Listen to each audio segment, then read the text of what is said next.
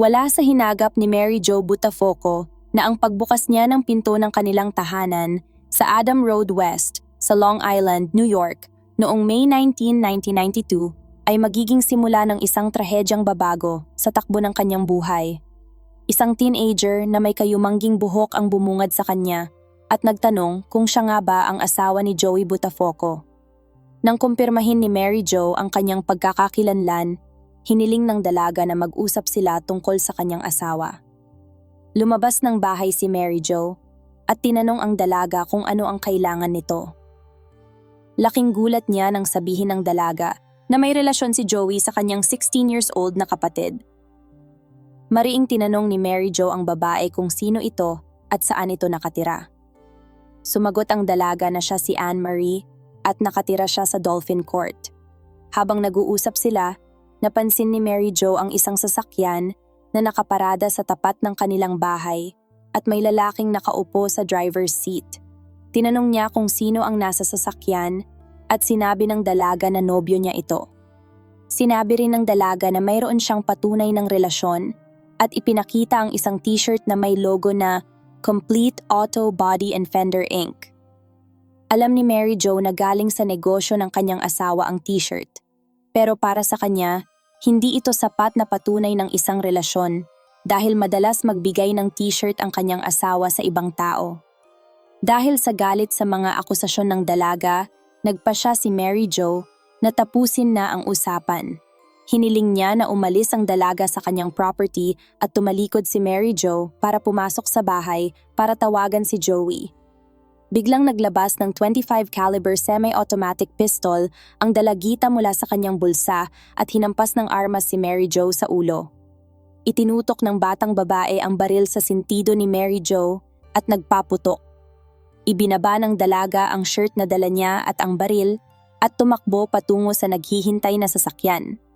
Inutusan siya ng binata na nakaupo sa sasakyan na bumalik at kunin ang kamiseta at ang sandata. Nabawi ng batang babae ang mga gamit. Tumakbo pabalik sa kotse at mabilis na humarurot paalis. 3 kapitbahay ang nakarinig ng mga putok at tumakbo upang tingnan kung saan nagmula ang ingay. Naglakad ang mga lalaki patungo sa tahanan ng mga Buttafocos kung saan nakita nila si Mary Jo na nakahandusay sa harapan ng kanyang balkonahe na naliligo sa sariling dugo mula sa kanyang ulo.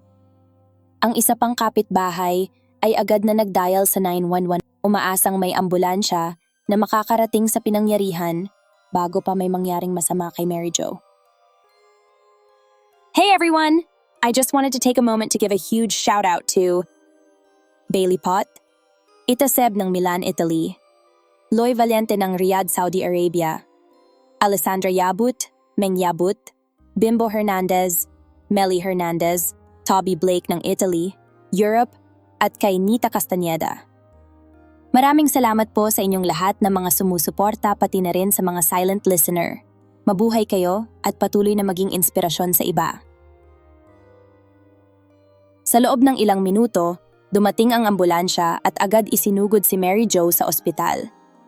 Habang pinaghahanap ng pulisya ang kanyang asawa, naghanda ang mga doktor para sa operasyon ni Mary Jo. Alam nilang mahirap ang laban na kanilang haharapin dahil sa malubhang sugat sa kanyang ulo. Nanatili ang mga pulis sa pinangyarihan upang alamin ang tunay na nangyari. Walang ebidensya ng pagnanakaw at mukhang malabo ring ito ay isang mafia hit dahil may asawa ang biktima. Hindi nila alam noon na ang bumaril ay isang 17 years old na babae na nagngangalang Amy Fisher. Bukod dito, si Amy, hindi niya tunay na kapatid, ay sinasabing may relasyon sa asawa ni Mary Jo. Mabilis na kumalat sa buong bansa ang balita tungkol sa pamamaril at sa eskandalong kinasasangkutan ng isang love triangle. Sa gitna ng mga haka-haka at maling impormasyon, mayroong nakatagong katotohanan na naghihintay na mabunyag. Isang kwentong masalimuot at mas komplikado kaysa sa inaasahan. At babago sa pananaw ng publiko kay Amy. Mula sa pagiging isang mapusok na dalagita tungo sa isang biktima ng pang-aabuso. Ipinanganak si Amy Elizabeth noong Agosto 21, 1974.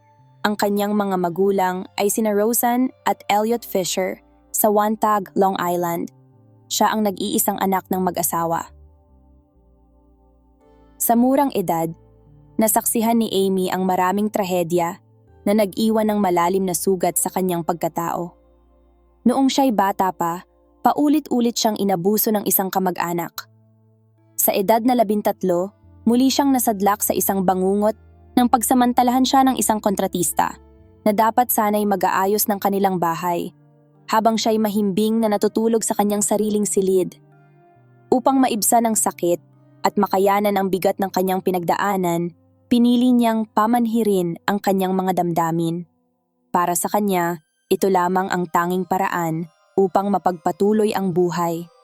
Sa kanyang pagdadalaga, nakilala ni Amy ang iba't ibang babae at nakabuo ng mga makabuluhang pagkakaibigan sa ilan sa kanyang mga kaklase. Sa panahong ito rin, nagsimula siyang tuklasin ang mundo ng pag-ibig at naranasan ang ilang romantikong relasyon. Isa sa mga relasyong ito ang humantong sa isang hindi inaasahang pagbubuntis na nauwi sa pagpapalaglag. Bagamat malalim ang kanyang pagtingin sa mga lalaking kanyang nakarelasyon, walang makakapantay sa lalaking darating sa kanyang buhay sa summer ng 1991. Isang araw sa huling linggo ng May, habang inaatras ni Amy ang kanyang sasakyan palabas ng garahe, aksidente niyang nabangga ang dingding at nabasag ang side mirror nito. Sa takot na mapagalitan ng kanyang ama, agad niyang dinala ang sasakyan sa isang talyer. Umaasang maayos ito bago pa man malaman ng kanyang ama ang nangyari. Pagdating niya sa Complete Auto Body and Fender Inc. sa bayan ng Baldwin, napagtanto niyang hindi niya kayang bayaran ang pagpapagawa. Labis ang pag-aalala ni Amy at ipinaliwanag niya ang sitwasyon kay Joey, ang may-ari ng talyer. Sa halip na sabihin ni Amy ang totoo sa kanyang ama, na tiyak na magdudulot ng gulo, iminungkahi umano ni Joey na magsinungaling na lang siya at sabihing may ibang nakasira ng sasakyan. Sinunod ni Amy ang payo ni Joey at sinabi sa kanyang ama na may bumangga sa kanyang sasakyan. Kinabukasan, magkasama silang bumalik sa talyer upang pag-usapan ang gastos sa pagpapagawa. Humanga si Amy sa maayos na pakikitungo ni Joey sa kanyang ama at sa kanyang kahali-halinang personalidad. Sa mga sumunod na buwan, madalas bumalik si Amy sa talyer para sa pagpapaayos ng kanyang salamin. Sa kanyang paulit-ulit na pagbisita, unti-unting nabuo ang paghanga ni Amy sa 35 years old na may-ari ng talyer. Matapos maayos ang kanyang salamin, nagpa-install si Amy ng stereo system sa kanyang sasakyan. Habang tinatapos ang trabaho noong July 2, 1991, inalok siya ni Joey na ihatid pa uwi. Pagdating nila sa bahay ni Amy, gumawa si Joey ng ilang sexual na aksyon na humantong sa pagsisimula ng kanilang relasyon. Ito ang magiging simula ng isang mapanganib na pag-iibigan na sa kalaunan ay magdudulot ng kapahamakan. Sa mga unang linggo ng kanilang relasyon, palihim na nagkikita sina Joey at Amy sa mga motel. Sa kabila ng pagiging may asawa at ama ni Joey, lalong lumalim ang pagtingin ni Amy sa kanya. Habang tumatagal, naging mas malalim ang pagbabahagi ni Joey kay Amy tungkol sa kanyang buhay, kasama na ang mga paghihirap na dinaranas niya sa buhay may asawa. May mga pagkakataon pa ngang nabanggit daw ni Joey ang tungkol sa pagtanggal kay Mary Jo sa mundong ibabaw, bagamat kalaunan ay itinanggi niya ito. Para kay Amy, ito ang mga sandaling naramdaman niyang tunay silang nagkakalapit ni Joey. Naging bukas siya kay Joey at ibinahagi ang mga bagay na hindi pa niya nasasabi sa iba. Nakita niya ang maraming pagkakatulad nila ni Joey at mas lalo pa silang pinag-isa nito. Makalipas ang 2 linggong relasyon, natuklasan niya na siya ay may herpes. May kaunting alinlangan kung saan siya nagkasakit ng viral disease. Napilitan si Amy na sabihin sa kanyang mga magulang ang tungkol sa sakit, ngunit hindi inamin ang tungkol kay Joey. Natatakot siya na kasuhan nila ito ng statutory rape at ayaw niyang may humadlang sa kanya na makita ang lalaking mahal niya. Noong Agosto 1991, nagsimula si Amy ng bagong trabaho bilang isang sales lady sa Gin Country, isang tindahan ng damit sa Massapequa Sunrise Mall. Doon ay nakilala niya at naging kaibigan ng ilang mga kababaihan. Isa sa mga ito ay si Jane, na naging matalik niyang kaibigan at pinagkatiwalaan niya ng mga sikreto tungkol sa relasyon nila ni Joey. Hindi nagtagal si Amy sa kanyang bagong trabaho. Pagkalipas lamang ng 1 buwan, natanggal siya sa trabaho at nagipit sa pera. Lalo pat kakabili niya lang ng bagong kotse at nahihirapan siyang bayaran ito. Alam ni Amy na kailangan niyang makahanap agad ng paraan para kumita ng pera. Noong panahong iyon, iminungkahi umano ni Joey na maging escort siya sa isang serbisyo na pinangalanang ABBA Escorts. Sa pagtatapos ng September 1991, kumikita na si Amy ng malaking halaga sa pamamagitan ng pagbebenta ng aliw. Bagamat labag sa kanyang kalooban ang trabahong ito, tiniis niya ito upang mabayaran ang kanyang sasakyan. Sa panahong ito, patuloy pa rin ang relasyon nila ni Joey, ngunit unti-unti na itong nagiging magulo at komplikado. Dahil sa mga pinagdadaanan niya, naapektuhan ang pag-aaral ni Amy at nagsimulang masira ang kanyang mga pakikipagkaibigan. Lumayo ang loob niya sa kanyang pamilya at naging lalong dependent kay Joey. Kasabay nito, lumalim ang kanyang pagkahumaling kay Joey. Sa unang pagkakataon sa kanilang relasyon, naramdaman ni Amy ang banta mula sa asawa ni Joey, na si Mary Jo, na humahadlang sa kanyang pangarap na maangkin si Joey.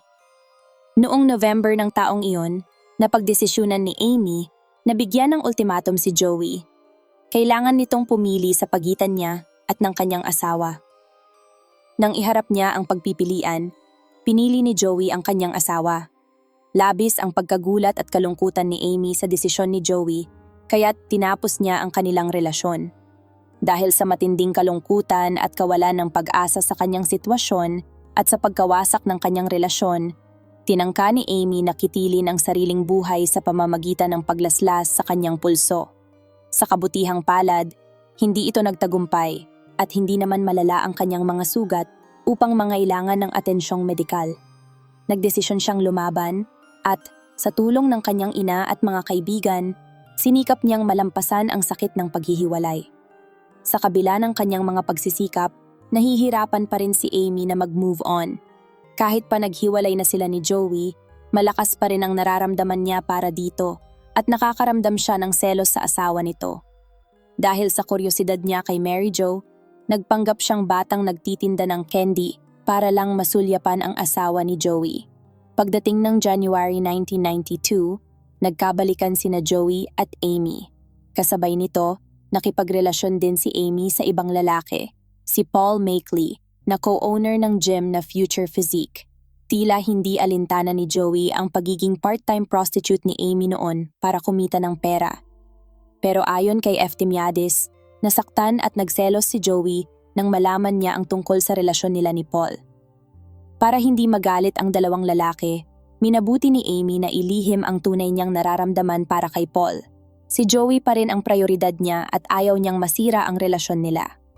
Sa katunayan, gumawa pa siya ng mga plano para maalis ang anumang hadlang sa kanilang pagmamahalan, lalo na ang asawa nitong si Mary Jo. Noong May 13, 1992, pumunta si Amy sa The Quintessential Look, isang salon kung saan nagtatrabaho ang kaibigan niyang si Jane. Umaasa siyang matutulungan siya ng kaibigan na magbago ng ayos ng buhok, magpakulay at magpa-style. Habang inaayos ni Jane ang buhok ni Amy, nagsimula silang mag-usap tungkol sa isang bagay na magpapabago sa buhay ni Amy. Nagkwento si Jane kay Amy tungkol sa panloloko ng kanyang nobyo.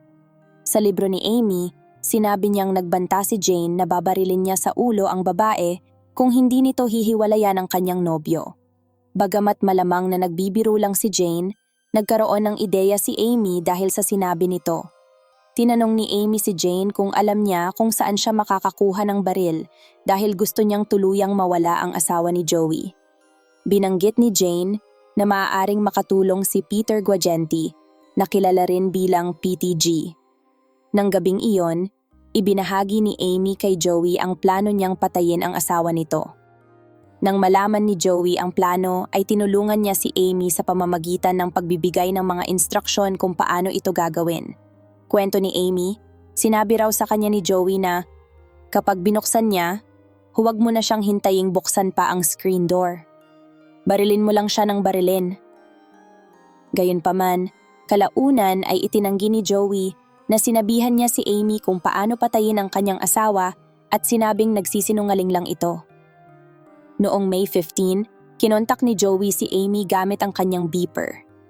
Ayon kay Amy, tinawagan siya ni Joey para alamin kung nakakuha na ba siya ng baril na hindi pa niya nakukuha nung mga panahong iyon. Dagdag pa niya, tinanong din daw siya ni Joey kung nakuha na ba niya ang pera na utang sa kanya ni Paul. Gusto na raw kasi ni Joey na tuluyan ng tapusin ni Amy ang relasyon nito kay Paul. Sinigurado naman ni Amy kay Joey na hindi na sila nagkikita ni Paul. Sa totoo lang, nag-away sila noong nakaraang gabi at tinapos na niya ang relasyon nila. Makalipas ang 2 araw, nagnakaw si Amy ng mga plaka ng sasakyan para magamit sa araw ng krimen. Ayon kay Amy, nilagyan nila ni Peter Guagenti ng mga ninakaw na plaka ang kanyang Thunderbird at nagmaneho papunta sa bahay ng mga Botafoco bago mag 11:30 ng umaga. Habang papunta sila sa bahay ng mga Botafoco, inabot daw ni Peter kay Amy ang isang Titan 25 semi-automatic pistol mula sa glove compartment. Sa umpisa, inaasahan ni Amy na sasamahan siya ni Peter sa pagbaril. Pero ayon kay Amy, tumanggi si Peter kaya napilitan siyang ituloy mag-isa ang plano. Ilang sandali pa, lumapit si Amy sa bahay at hinarap si Mary Jo. Matapos ang halos 15 minutong pag-uusap, naglakas loob si Amy na barilin ang kanyang karibal. Ngunit hindi ito nangyari ayon sa kanyang plano. Di nagtagal matapos ang pamamaril, natagpuan ang halos walang buhay na katawan ni Mary Jo sa kanyang beranda. Agad siyang dinala sa emergency room ng Nassau Community Medical Center, kung saan isinugod siya sa operating room. Sa tindi ng kanyang mga sugat, maliit ang tsansang mabuhay siya, ngunit maswerte at mas matatag si Mary Jo kaysa sa inaasahan ng lahat. Matapos ang mahabang oras sa operating room, nagawa ng mga doktor na patatagin ang kalagayan ni Mary Jo. Subalit hindi nila natanggal ang bala na nakabaon sa kanyang ulo. Kahit pa bumuti ang kanyang kondisyon, walang kasiguraduhan kung tuluyan siyang makakaligtas. Habang isinasagawa ang operasyon kay Mary Jo, kinausap ng mga detective si Joey. Pilit nilang inuunawa kung paano nangyari ang krimen. Umaasa rin silang makakuha ng impormasyon na magtuturo sa salarin. Sa pag-uusap na ito, nakapagbigay si Joey ng mahahalagang detalye. Isa sa mga pangunahing investigador sa kaso ay si Detective Martin Alger.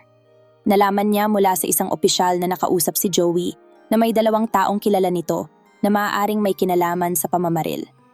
Ang isa ay si Paul Makeley at ang isa pa ay ang kanyang kasintahan, si Amy. Tinanong ni Alger si Joey tungkol sa 2 posibleng suspek. Sinabi ni Joey na ang kasintahan ni Paul ay kaibigan din niya. Dagdag pa niya, sangkot daw sa droga si Paul at binigyan siya ng pera ng kanyang kasintahan para ipambayad sa utang nito. Ayon kay Joey, sinabihan niya ang kanyang kaibigan si Amy na mali ang pagpapahiram niya ng pera kay Paul. Iminungkahi ni Joey na maaaring nalaman ni Paul ang tungkol sa payo niya kay Amy, kaya gusto siyang gantihan. Nahirapan si Alger na paniwalaan ang kwento ni Joey, ngunit wala siyang ibang mapagkukunan ng impormasyon. Ganon ang sitwasyon hanggang Mayo 20 nang magkamalay si Mary Jo. Agad na pinuntahan ni Alger si Mary Jo sa ospital. Mukhang makakaligtas siya sa pamamaril at gusto ni Alger na malaman kung may naaalala ba siya tungkol sa insidente. Kung mayroon, malaking tulong ito sa kaso. Ibinahagi ni Mary Jo na ang bumaril sa kanya ay isang teenager na babae na may kayumangging buhok na nagngangalang Anne-Marie na nakatira sa Dolphin Court. Sinabi rin niya kay Alger ang tungkol sa isang lalaking nakasakay sa isang kotse na ipinakilala ng dalaga bilang kanyang nobyo. Naalala rin ni Mary Jo na ipinakita sa kanya ng dalaga ang isa sa mga kamiseta ni Joey. Dahil dito, lumalakas ang hinala na may kinalaman si Joey sa insidente, direkta man o hindi. Matapos makapanayam si Mary Jo, sinabi ni Joey sa mga detective na sa tingin niya ay alam na niya kung sino ang bumaril. Naniniwala siyang si Amy Fisher ang may kagagawan nito. Paliwanag niya kay Alger, naalala niya si Amy dahil ibinigay niya rito ang t-shirt na nabanggit ni Mary Jo na nakita niya noong araw ng pamamaril. Kahit na hindi tugma ang kwentong ito sa mga naunang sinabi ni Joey, sinundan pa rin ni Alger ang bagong impormasyon. Kumuha si Alger ng litrato ni Amy at ipinakita ito kay Mary Jo Laking gulat ni Alger nang makilala ni Mary Jo si Amy bilang ang babaeng bumaril sa kanya. Agad na inisyu ang warrant of arrest para kay Amy matapos ang positibong pagkakakilanlan. Noong araw ding iyon, pinuntahan ng mga pulis ang bahay ni Amy, bagamat duda silang nandoon pa siya kung siya nga ang may sala. Noong Mayo 21, naiinip na si Alger dahil wala pa ring senyales ni Amy sa bahay nito. Naisip niyang mas maganda kung makukumbinsin niya si Joey na tawagan si Amy. Pinuntahan ni Alger si Joey at inutusan itong tawagan si Amy para malaman kung nasaan ito. Kahit nag-aalangan, pumayag si Joey at tinawagan nga niya si Amy. Nang makumpirma ng mga pulis na nasa bahay si Amy, agad nila itong inaresto. Ilang sandali matapos maaresto si Amy, nalaman niyang si Joey ang nagturo sa kanya sa mga pulis, bagamat hindi siya makapaniwala na magagawa ito sa kanya ni Joey. Sa huli, inamin ni Amy na siya nga ang nasa pinangyarihan ng krimen noong barilin si Mary Jo. Gayunpaman, iginiit niyang aksidente lamang ang pamamaril. Hindi sinasadyang pumutok ang baril at tinamaan si Mary Jo sa ulo. Sa interrogation kay Amy, tumanggi siyang banggitin ang pangalan ni Paul at Jane dahil gusto niya silang protektahan. Sa halip, sinabi niyang si Joey ang nagbigay sa kanya ng baril na ginamit niya sa pamamaril kay Mary Jo. Inamin din niya na magkasintahan sila ni Joey. Nalilito ang mga investigador sa mga pahayag ni Amy. Pabago-bago ang kanyang kwento, kaya nahihirapan silang malaman kung alin ang totoo. Naging malinaw sa mga pulis na mayroong pinoprotektahan si Amy, pero hindi nila matukoy kung sino. Dahil sa mga pahayag niya, nasira ang kredibilidad ni Amy. Kalaunan ay nalaman din ng mga pulis ang tungkol kay Jane at ang posibleng kaugnayan nito sa krimen. Subalit, agad na ipinagtanggol ng ina ni Jane ang kanyang anak sa pamamagitan ng pagkuha ng abogado. Sa bandang huli, naligtas si Jane sa anumang kaso. Walang sapat na ebidensya na magdidiin sa kanya. Sinubukan din ng mga investigador na imbestigahan si Paul. Pinaghihinalaan nilang kasabwat siya sa plano na patayin si Mary Jo at maaaring siya ang nagmaneho ng sasakyan noong araw ng krimen. Ngunit nang sabihin ng isang kapitbahay ng mga Botafogo na hindi si Paul ang taong nakita niya sa sasakyan, inalis na siya sa listahan ng mga suspek. Sa puntong ito, gusto pa ring malaman ng mga pulis kung may kinalaman si Joey sa pamamaril, kung bakit tinarget ni Amy si Mary Jo, at kung sino ang nagmaneho ng Thunderbird. Noong May 22, dinala ng mga investigador si Joey sa presinto para tanungin. Ang pangunahing layunin nila ay para malaman kung totoo bang ibinigay niya ang baril kay Amy, tulad ng inamin nito, o nagsisinungaling lang ba si Amy. Nang diretsong tanungin kung siya ba ang nagbigay ng baril, mariin itong itinanggi ni Joey. Alam ni Joey na walang direktang ebidensya ang mga pulis na mag-uugnay sa kanya sa krimen. Pero alam din niyang mahihirapan siyang itago sa media ang relasyon nila ni Amy. Nagsisimula ng magtipon ang mga pulis ng mga ebidensya tulad ng mga resibo sa motel at mga testigo na nakakita sa kanilang magkasama. Agad na kinagat ng mga tabloid at talk show ang nakakagulat na balita. Puno ang mga front page ng mga magazine ng mga headline tulad ng Fatal Attraction at Long Island Lolita. Bukod pa rito, nag-uunahan ang mga sikat na talk show noon na maimbitahan ang sino mang may kaugnayan kina Amy, Joey o Mary Jo. Kinausap ng media ang mga dating kasintahan, kaibigan at kakilala ni Amy. Gayon din ang ilan sa mga naging kliyente niya noong mga araw niya bilang prostitute. Isang particular na kliyente, si Peter De Rosa, ang nagbenta ng sex tape na ginawa niya para sa kanyang sarili at kay Amy sa isang tabloid news program na tinatawag na A Current Affair. Ang tape nakasira sa public image ni Amy, lalo na sa kanyang kaso. Noong May 29, kinasuhan ng grand jury si Amy para sa attempted murder in the second degree, criminal use of a firearm in the first degree, armed felony, assault, at iba pang mga kaso. Hindi nagkasala si Amy sa akusasyon. Ang kanyang bail hearing ay nakatakdang ganapin sa huling bahagi ng linggong iyon sa Nassau County Criminal Court.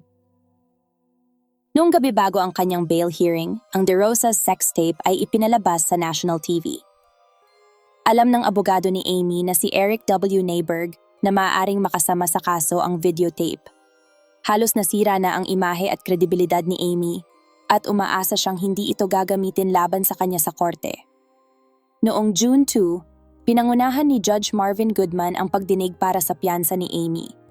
Sa paglilitis, iginiit ng Assistant District Attorney na si Fred Klein mula sa tanggapan ng Nassau County District Attorney na si Amy ay isang walang kontrol, mapagmanipula, marahas, at lubhang mapanganib na dalaga.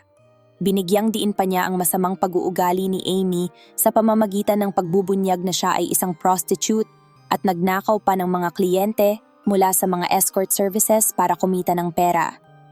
Iginiit ni Klein na si Amy ay isang malaking panganib sa lipunan at dapat siyang pagkaitang ng piyansa. Ngunit kung sakaling pagbigyan ng piyansa, iminumungkahi niyang gawin itong $2 milyong. Sa anumang sukatan, napakalaking halaga ito. Mariin itong tinutulan ni Neiberg. Ngunit hindi pinakinggan ang pakiusap ni Neiberg. Itinakda ng hukom ang piyansa ni Amy sa $2 milyong. Ayon kay F. Timiades, ito ang pinakamataas na piyansa sa kasaysayan ng Nassau County, Long Island noong panahong iyon. Nagalit si Neiberg at determinado siyang mapababa ang piyansa sa mas makatwirang halaga. Alam niyang maliit ang posibilidad na tumakas si Amy. Kailangan niya lang itong mapatunayan. Humiling siya ng panibagong pagdinig para sa piyansa na itinakda noong June 6. Sa pagitan ng una at pangalawang pagdinig, lumabas sa national TV ang dalawang lalaking kakilala ni Amy at lalo pang sinira ang kanyang reputasyon. Sa kanilang mga panayam, sinabi ng dalawang lalaki na ginamit sila ni Amy para makipagtalik kapalit ng pagkuha ng baril na gagamitin sa pamamaril. Kahit na itinanggi ni Amy ang lahat ng ito, huli na ang lahat. Sa ikalawang pagdinig ng piyansa, ginamit ni Klein ang kilalang reputasyon ni Amy bilang isang sexual manipulator upang mapanatili ang piyansa sa $2 milyon. Sinabi ni Klein sa korte na si Amy ay isang flight risk at malamang na bumalik siya sa madilim na mundo ng prostitusyon at madaling makapagtatago at hindi na siya matutunton. Muli, naging epektibo si Klein sa pangungumbinsi sa hukom kaya nanatili ang piyansa sa napakalaking halaga nito. Samantala, nanatiling malinis ang pangalan ni Joey sa publiko. Kumpiyansa siya sa kanyang kawalang kasalanan. Kaya noong June 1992, tumawag siya sa The Howard Stern Show at iginiit na hindi niya kailanman niloko ang kanyang asawa at itinanggi ang anumang relasyon kay Amy. Marami ang nagduda sa sinabi ni Joey, pero nanindigan siya sa kanyang pahayag. Sinuportahan din siya ng kanyang pamilya, kasama na si Mary Jo, na ayaw maniwala na may kinalaman si Joey sa pamamaril o na may relasyon ito kay Amy. Ikinagulat ng marami nang pagkatapos ng mahigit 2 buwan sa kulungan, nakalaya si Amy sa piyansa. Nagkasundo ang KLM Productions, ang kanilang ahente na si Ron Yatter at ang may-ari ng International Fidelity Insurance Company sa presidente ng Nationwide Bail Bond, si Ron Olshowy, para mag-arantiya ang piyansa ni Amy matapos nilang makalikom ng $2 milyong na kailangan para sa kanyang pansamantalang paglaya. Tumulong ang KLM Productions sa pagkalap ng pera kapalit ng karapatan sa kwento ni Amy. Hindi man pangkaraniwan ang hakbang na ito, isa pa rin itong tagumpay para kina Amy at Neiberg. Pagkalipas ng 1 linggo, nagsampa ng kaso si Mary Jo laban kay Amy, sa mga magulang nito at kay Peter Guagenti na umamin 1 buwan na ang nakakaraan na siya ang nagbigay kay Amy ng baril na ginamit sa pamamaril. Ang baril na natagpuan sa isang imburnal malapit sa bahay ni Amy ay mahalagang ebidensya. Umaasa sina Joey at Mary Jo na ang testimonya at pisikal na ebidensya ay sapat na para makulong si Amy ng matagal. Kung mapatunayang nagkasala si Amy sa mga paratang, maaari siyang makulong ng hanggang 50 years. Gusto ni Neiberg na makasiguro na hindi mabubulok si Amy sa kulungan habang buhay. Nakipag-areglo siya kay Klein, kung saan tatanggap si Amy ng sentensya na 5 hanggang 15 taon sa bilangguan at immunity kapalit ng pagtestigo laban kay Joey. Sa matinding galit ng mga Botafuoco, tinanggap ni Amy ang plea bargain noong huling bahagi ng September 1992. 2 araw matapos maihayag ang plea bargain, isang controversial na video ang ipinalabas sa programang Hard Copy. Lihim itong kinuna ng dating kasintahan ni Amy na si Paul Makeley, isang araw bago niya tinanggap ang plea bargain. Sa video, nag-uusap sina Paul at Amy tungkol sa mga gusto ni Amy bago siya makulong. Pabiro niyang sinabi na gusto niya ng Ferrari bilang kabayaran sa lahat ng sakit at hirap na dinanas niya. Sinabi rin niyang umaasa siyang pakakasalan siya ni Paul para mabisita siya nito sa kulungan. Kahit pa may halong biro ang usapan sa video, hindi ito nakatulong sa imahe ni Amy sa publiko. Sa katunayan, lalo pa itong nakasira sa kanyang kredibilidad. Labis na naapektuhan si Amy sa pagtatraidor ni Paul, kaya't di nagtagal matapos maipalabas ang video, tinangka niyang magpakamatay sa pamamagitan ng pag-inom ng labis na dosis ng tranquilizer. Sa kabutihang palad, natuklasan agad ang kanyang pagtatangka. Matapos mapump ang kanyang tiyan, isinugod si Amy sa psychiatric unit ng Huntington Hospital kung saan siya ginamot ng mahigit 1 buwan.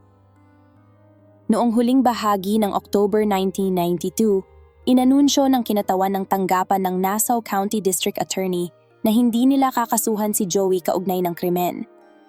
Nakahinga ng maluwag ang mag-asawang Botafogo sa desisyong ito at idineklara ni Joey na sa wakas ay naibalik na ang kanyang dangal. Hindi kasing swerte ni Joey si Amy. Noong December ng taong iyon, hinatulan siya ng hanggang 15 years na pagkakakulong sa Albion Correctional Facility. Si Peter Guagenti naman, ang nagmaneho ng sasakyan, ay hinatulan din noong sumunod na Pebrero. Nakatanggap siya ng 6 na buwang pagkakakulong dahil sa pagkuha ng baril para kay Amy. Noong February 1993, muling binuksan ng tanggapan ng Nassau County District Attorney ang kaso laban kay Joey dahil sa mga paratang ni Amy ng statutory rape. Hindi pala siya tuluyang napawalang sala tulad ng naunang inakala niya. Sa totoo lang, kulang ang ebidensya para kasuhan siya noong mga panahong iyon, pero nanatiling bukas ang kaso. Noong spring ng 1993, dinala si Amy mula sa kulungan para humarap sa grand jury at tumestigo laban kay Joey. Inilahad niya kung paano siya dinala ni Joey sa iba't ibang motel at nakipagtalik sa kanya simula noong siya ay 16 years old pa lamang. Ipinakita rin sa hurado ang mga ebidensya tulad ng mga resibo mula sa mga motel na sumusuporta sa testimonya ni Amy. Humarap din si Mary Jo sa grand jury pero para ipagtanggol ang kanyang asawa. Ayon sa kanya, nagsisinungaling lang si Amy at paulit-ulit niyang sinabi na hindi siya niloko ni Joey. Sa kabila ng kanyang pagmamakaawa, kinasuhan pa rin si Joey ng felony statutory rape at sodomy. Kinasuhan din siya ng paglalagay sa panganib ng isang menor de edad. Nag-plead ng not guilty si Joey at lumabas ng korte na nakaposas pero iginiit pa din niya ang kanyang pagiging inosente. Sa paglipas ng mga buwan, nakalikom ang district attorney ng napakaraming ebidensya laban kay Joey. Dahil dito napagtanto ni Joey na napakaliit ng tsansa niyang mapawalang sala. Kaya naman noong October 1993, binago niya ang kanyang deklarasyon at umamin ng guilty sa kasong statutory rape. Nakulong siya ng 6 na buwan dahil sa krimeng ito. Matapos siyang makalaya, lumipat si Joey sa Los Angeles at sinubukang mag-artista. Naging host din siya ng isang cable TV show, lumabas sa ilang mga patalasta sa telebisyon, at gumanap sa maliliit na role sa ilang pelikula. Noong 1995, inaresto muli si Joey dahil sa paglabag sa kanyang parol nang humingi siya ng sexual favors sa isang undercover na policewoman na nagpanggap bilang prostitute. Matapos ang 26 years ng pagsasama, nagdesisyon sina Joey at Mary Jo na maghiwalay noong tagsibol ng 2003. Ayon sa mga ulat, maayos naman ang kanilang paghihiwalay. Sa isang panayam ng Associated Press noong May 2003, sinabi ni Joey na tanggap na niya ang diborsyo at pareho na silang may kanya-kanyang bagong karelasyon. Noong 2004, siya ay nahatulan ng insurance fraud ng sasakyan at nasentensyahan ng 1 taong pagkakakulong at 5 taon na probation. Siya ay permanenteng pinagbawalan na magtrabaho sa industriya ng auto body sa California. Noong 2005, siya ay nahulihan ng mga bala na ipinagbabawal sa kanya bilang isang nahatulang felon. Inamin niya ang kasalanan at nagsilbi ng maikling sentensya sa kulungan noong 2007. Samantala, matapos makulong ng 7 taon, nakalaya na si Amy at natapos ang kanyang parol noong 2003. Simula noon, nagpalipat-lipat siya ng trabaho, kabilang na ang pagiging kolumnista para sa isang pahayagan na tinatawag na Long Island Press. Sa pagsisikap na magbagong buhay, pinalitan ni Amy ang kanyang pangalan, tinapos ang kanyang pag-aaral, at binago ang kanyang itsura. Simula nang makalaya, 2 beses siyang ikinasal. Una kay Luis Belera, 2003-2015, kung kanino siya nagkaroon ng 3 anak, at pagkatapos ay kay Stu Tendler, 2012-2023, na malungkot na pumanaw dahil sa cancer noong nakaraang taon. Namuhay si Fisher ng tahimik nitong mga nakaraang taon. Nakatira siya sa Long Island at nagtrabaho bilang isang kolumnista, manunulat, at adult film star. Hayagan din niyang ibinahagi ang kanyang mga pinagdaanan sa mental health at addiction.